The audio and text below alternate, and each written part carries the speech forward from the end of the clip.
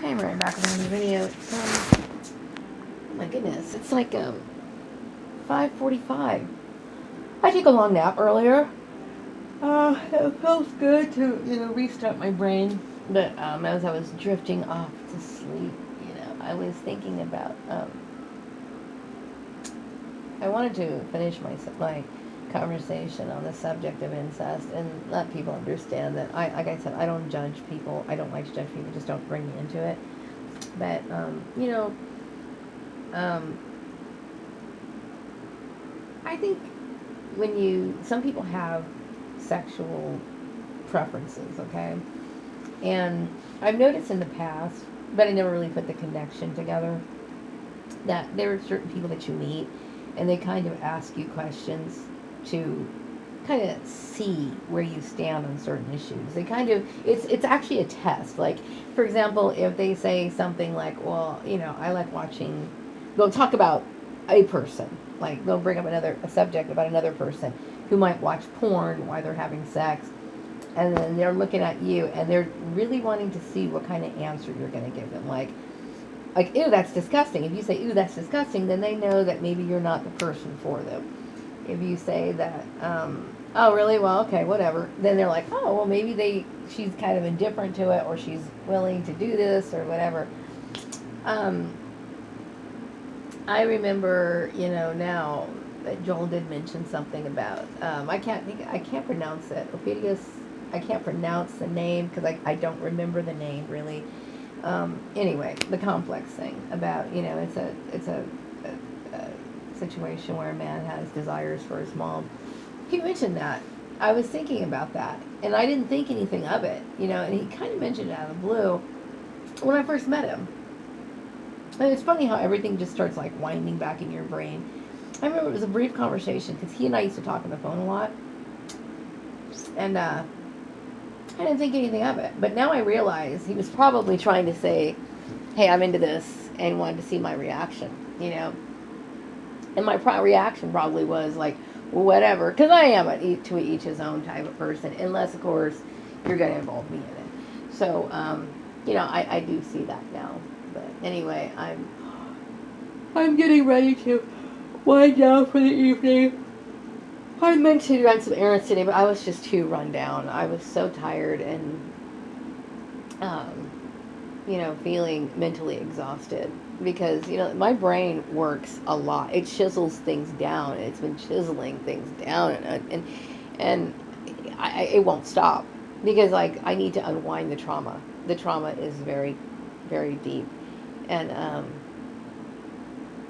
it makes sense. Certain things make sense now.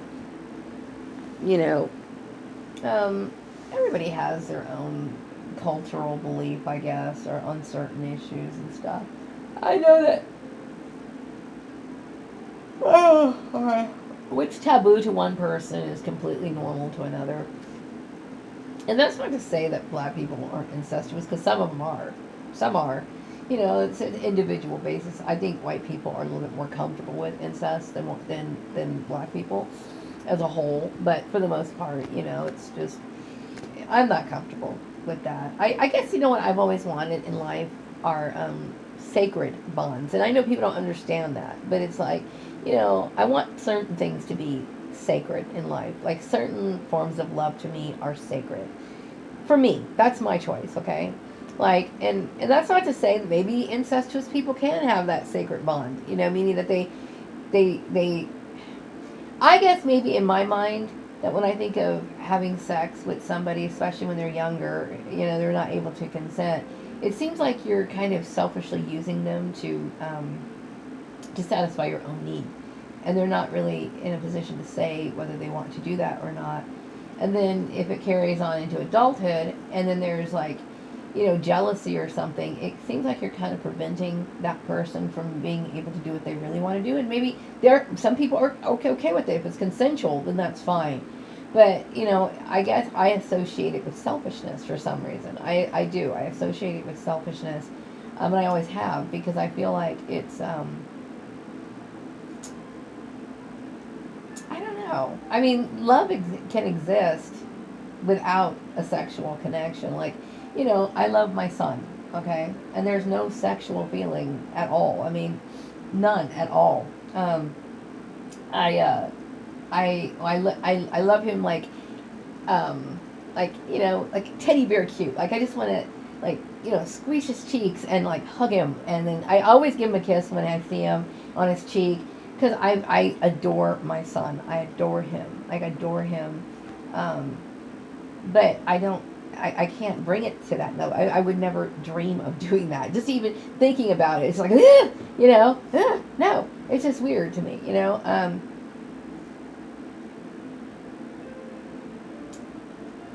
It's hard for me to wrap my brain around it. I guess, I guess in my life, I associate sex with negativity, even though I know it's not. It's very healthy for people, a lot of people to have sex drives and everything. But in my past, I've associated sex with abuse. I associate sex with depravity or something negative. It's associated with something negative in my mind. Okay, and some people are like, well, you should go see a therapist. I've heard all kinds of things, right? It's just that some people's perversion can actually traumatize others. Let's just put it that way. And once you start seeing selfish nature, the selfish nature of people, then you realize that you just you just don't really care for it. That's some people who are asexual are repulsed by sex. I wouldn't say that I'm repulsed by it. Like, if let's just say for example, I was watching TV and a sex scene comes on. I don't really care about them. I'm not gonna be like, ew, that's disgusting. But I probably wouldn't watch it. You know what I mean? I probably wouldn't watch it. Okay. I remember seeing them in the past. To me, I don't. It doesn't do anything for me. It just doesn't. And I know that it offends people when I say that because they think that I'm judging them for being sexual. I think I'm not. I'm not judging other people for having, a sex drive because I understand that that's very. It's a functioning. It's just what people do. It's a natural part of life, But I understand that not everybody has to like it, And I think I've been, and some people say, well, you're so closed off about it. I think in my past, I've never had very many boyfriends, okay? But I think, I've been able to decide that it's just something not for me. I had enough experience, I think. Enough. Not as much as I would say the average person, because I would say that most people have had far more boyfriends than I've had in my life, okay? And not just boyfriends, I'm talking about, one night stands, flings, whatever, than I have, okay, in my life. So, but I would say that I've had enough experience to know that, I can do without it. So I'm not like, just marking it off and saying, well, I'm just being closed-minded because, whatever. I just, I don't know, but there's certain forms of this thing that I just consider like taboo, and I think incest has always been considered kind of taboo, I know when I was younger, you'd see like stories, sex stories or something. Some people would submit sex stories and stuff, and they'd have columns like here's like these particular fantasies. You have romantic sex, and then you have like that taboo sex, and then there's like anything that ranges from like bestiality to oral sex, and that's some people would say that's like in the same category. S&M, and you have incest, and I'm like, okay, that's that's considered to be taboo, to some people, I guess. I don't know. I guess I'm happy in my life. I am.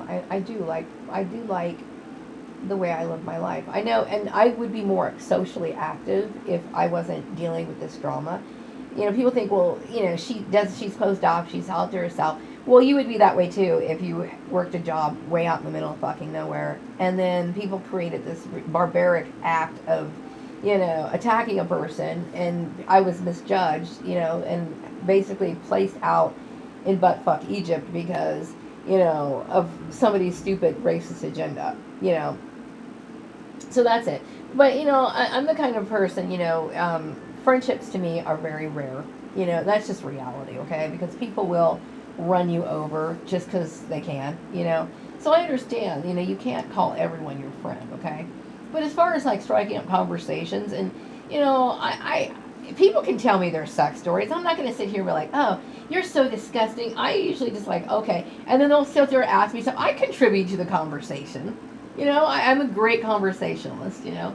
I'm not judging them. I figure if that makes you happy, you go right ahead. If you're not hurting anybody, you do what you want to do. But like I said, to bring me into stuff, that's just like, wow. Um,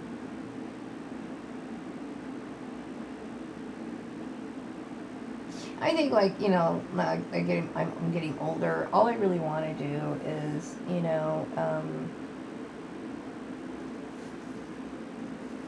engage myself in hobbies, and of course, I'd like to leave my house a little bit more than I usually do.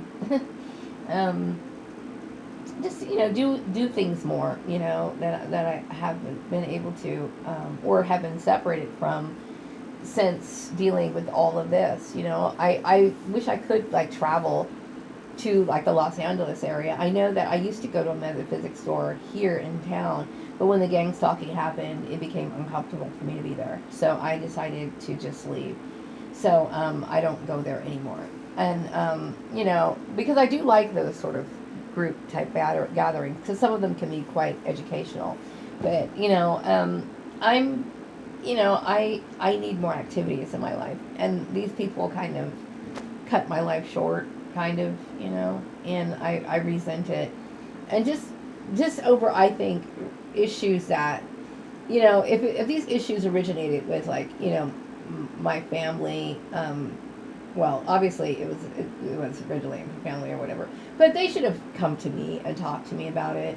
And then the whole Elsie, butting in, and then the whole secrecy thing, like, this is how gang stalking thrives, because they make up this story about, oh, well, this is what's going to happen, so we're going to orchestrate these things, and these things are going to fall into place, and they get all these people to do this, and some people are misled thinking that something good is going to happen. Like, they might be saying, well, we're going to orchestrate this, so, like, let's just say, for example, so that Maria and Steve can be together, and so we're going to do this and this and this and this, and they talk about, she may have said, oh, well, Steven doesn't make that much money, so we're going to reduce her income that's illegal, whatever. And so everybody's like accommodating this person, right? They're never telling the person, the target, me, whoever, that this is going on.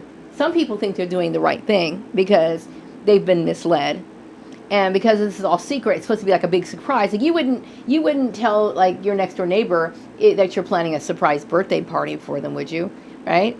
So this is the kind of stuff that they do, okay? And I'm going to tell you right now, to people who hire other people, this is something you do not want to engage in, okay? Other than, like, the surprise birthday party that you're going to orchestrate for your employee, okay? I understand those things exist, okay? But something like, you got somebody who's keeping things private. Look for this, okay? Look for this, seriously. Somebody who's keeping things private and keeping a target unaware, and making sure, like, when you see that person that you either hired or you're interviewing for the job or whatever, a fake job interview, that this person is extremely nervous and tense and distraught. These are indications that something fishy is going on, okay? That somebody is manipulating things illegally. It is illegal to get involved in this. And trust me, when you do this sort of stuff, it is never good, okay? Never good. But it thrives in secrecy. So all these people were instructed to never tell me anything, okay? And to me, if you really cared about me, you'd come and tell me. If these people from Facebook or my so-called friends really gave a shit about me, they would contact me. They would say, hey, you know what? This is what happened. This is what happened. And I didn't mean to. If they really cared, they would say, hey, I didn't mean to do this, but I got involved in it because I thought this, and this, and this thing. And I would probably be able to tell if they're lying or not. Okay? But they don't do that, all right? So the whole secrecy thing is never a good thing, okay? Like when I was over there and working at that pharmacy place, there was so much tension, there. All this stuff was secret. Now, Tammy or Tanya Border or whatever the lady's name was, Christy Barnes, they were well aware, and that the CPA who gave me the recommendation to be there, okay, he knows that Elsie was involved in this, okay. Why would he think it was okay to manipulate my life? Did he think that I was going to be with Steven and I was supposed to? Now, that was crazy, because at that time I was living with Joel, and I thought we were married. And speaking of being married, if Joel was legally married to his mom, and I paid for divorce fees, that pisses me off, okay? Because I probably wouldn't have had to done that. You know what I mean?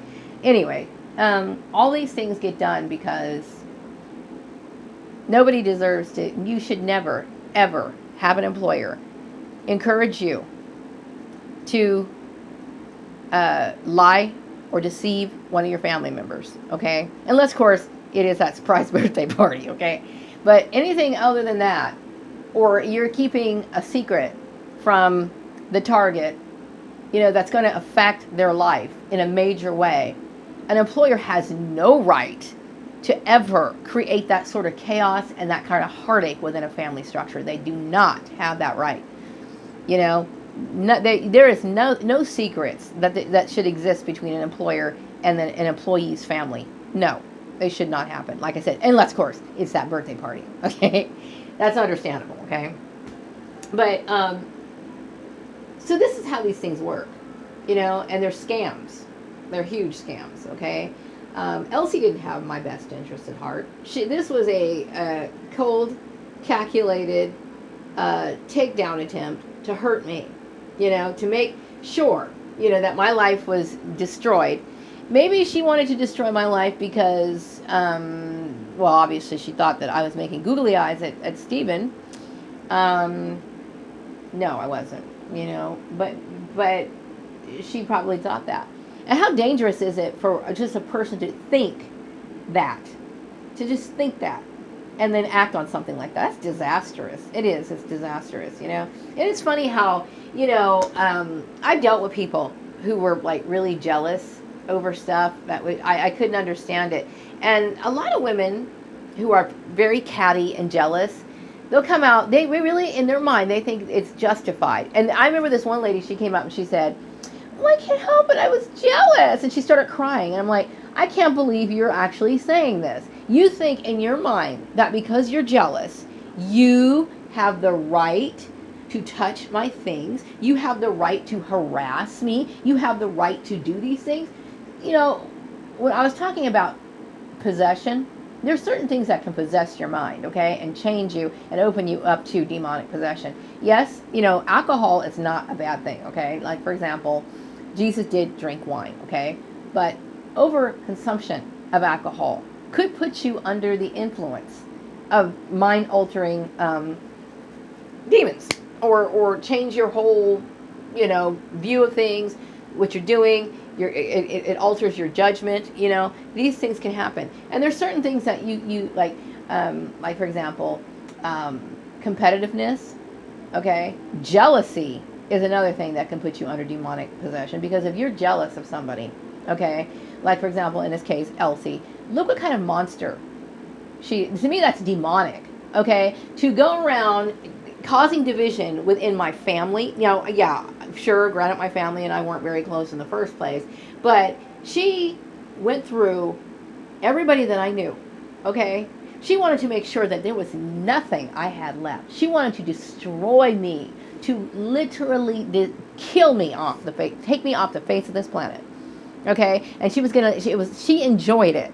She enjoyed it, okay? She is a demon. And I'm going to tell you, I have nothing against Christianity, but there's a lot of demonic people walking around in these churches. There's a lot of them, okay?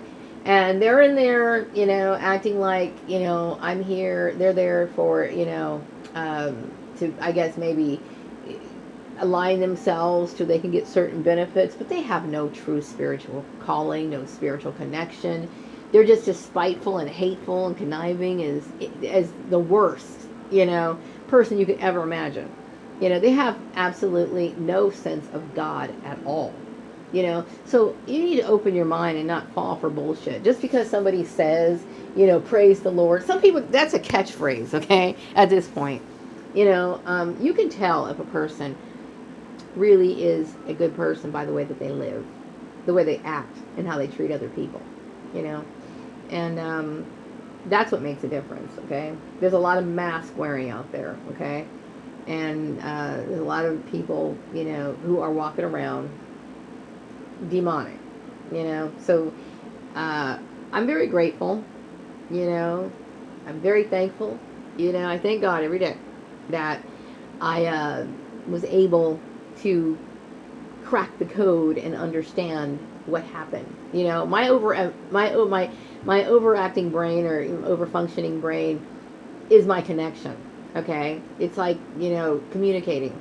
And I'm very grateful for this. Okay, I'm very grateful because when this whole thing started, it was like a knot in the front of my head that I could not unravel.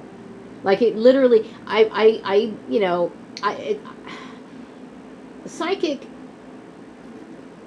issues, okay, can actually manifest on the physical level, okay? And when somebody is hurting you, binding you, subjecting you, to do something that you don't want to do and you're confused about it, for me, I felt it in my head. And there was a constant, knot in my head. I can't quite explain it, but it was really tight. Like, something is going on. And I also felt like something was coming over me, like I was like a little microscopic bug, and somebody placed a glass on top of me, like I couldn't get out, and I wanted to get out, and it manifests on a physical level. Okay, some people think, oh, I have these aches and pains. Some people are sending you those things. Okay, they're sending you those things by negative thought. Okay, like you ever hear of the evil eye? And it's true. Okay, I believe in it. It's there. Okay, people can send you negative thoughts, and when in the initial part of my targeting, I could feel the hatred. I could feel every bit of it in my body. I could feel it. You know what I mean? And I remember on Saturdays, this is when the activity was just really high. I could feel people talking about me and making decisions, but I didn't know exactly who were these decision makers. It felt like somebody was walking over me, and I could actually hear people talking, whispering,